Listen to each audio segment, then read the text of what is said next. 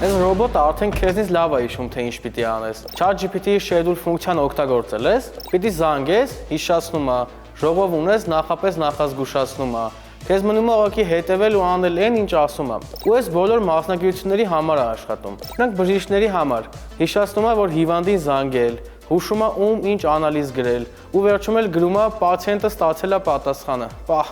այս տեմպերով ստետոսկոպն էլ իրանով կանի։ Ուսուցիչների համար դասերի պլան է կազմում, ժամանակացուցակը կարգավորում է, ու եթե մի բան էլ մոռանաս, քեզնից առաջ կասի։ Մենակ աշակերտների փոխարեն չպատասխանի։ Ծրագրավորողների համար ժողով ժամը 3-ին, դեպլոյը ժամը 5-ին, քնել, եթե իհարկե հաջողվի, էլի։